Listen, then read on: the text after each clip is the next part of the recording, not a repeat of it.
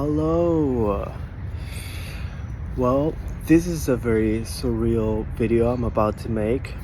I just came outside to walk my cat and she sat here, so I figured let's just do this.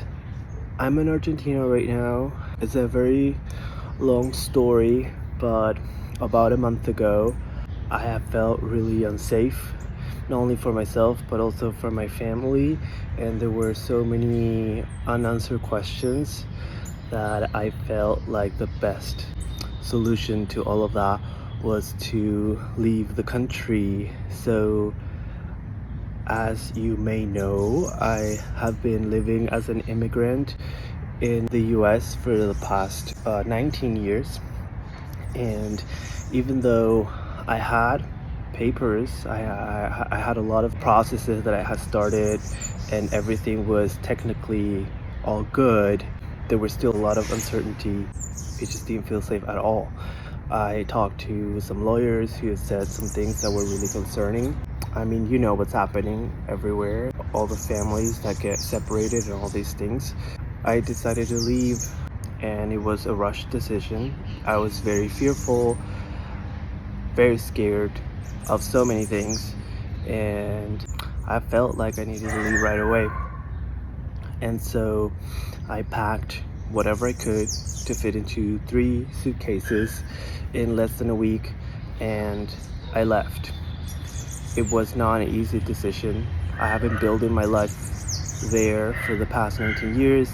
I had left my partner, I left my business, and so many relationships and things that I have built, dreams shattered, you name it. Fortunately, I was able to keep my baby and keep my family safe. So that's what I felt mattered the most.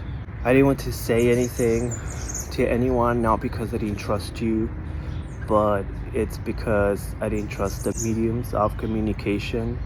And when you feel like your family's safety is at risk, I just didn't feel like I wanted to gamble with any of that.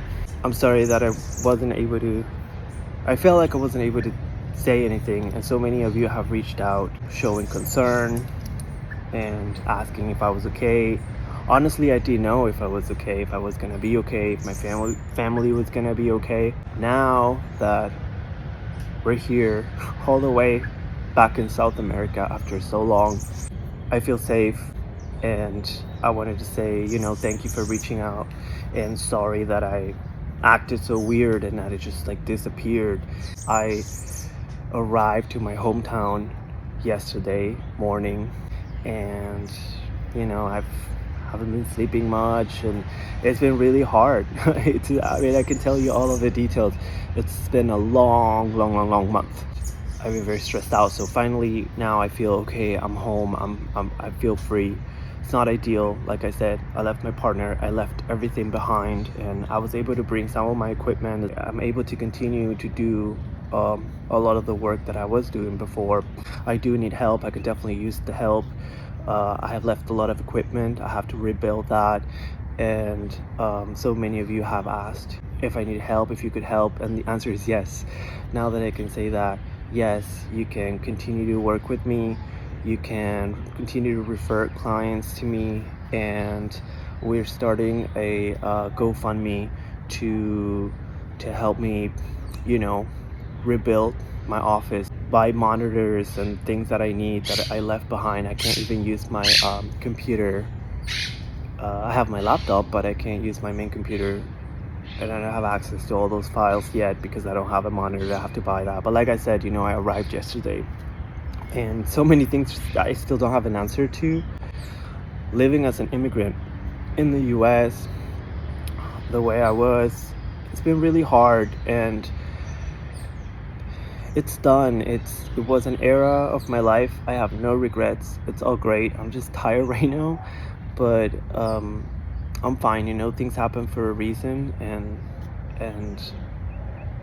it's fine. It's hard to, if you can imagine the last 20 years of your life and just kind of like gone like that. You have to adjust and to make so many huge decisions in such a short period of time.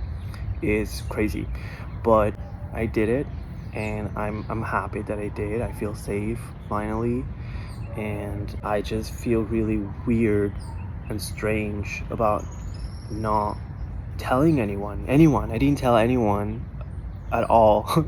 Not even our family. On the receiving end of this, you probably just felt like, what the hell, like something's up, or this is weird. It's a very strange situation.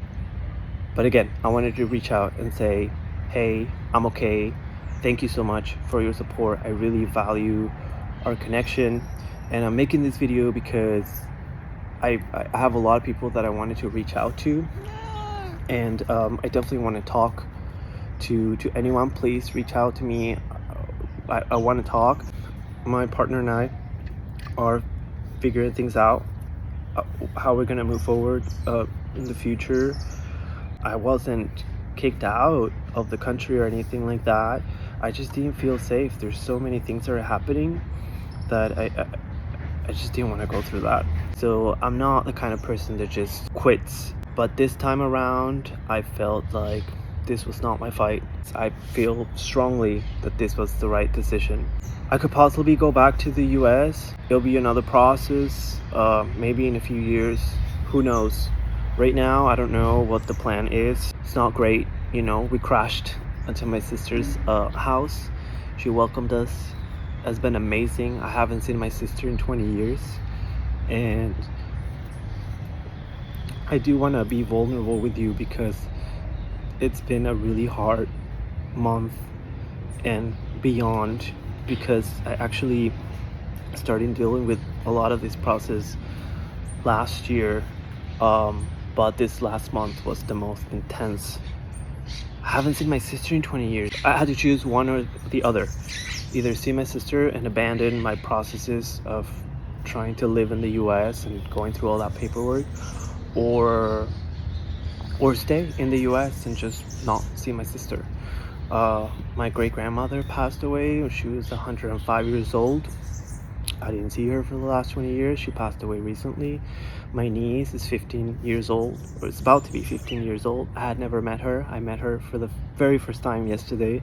So I'm overwhelmed with emotions. And even though it's a little embarrassing to be this vulnerable, I wanted to share this with you because it's important for you to know these kinds of stories, and this is the kind of lives that people live. And you might see them in the morning and say, hey, how are you? And they might say, oh, everything's great. And there's a lot going on behind the scenes. Thank you for reaching out, and thank you for everything.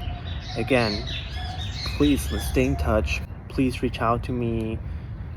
Let's talk. Yeah, I don't know, this is weird. I don't want to make this video super long, but I feel like I wanted you to understand that I didn't just disappear and move to another country. I didn't bother to tell you.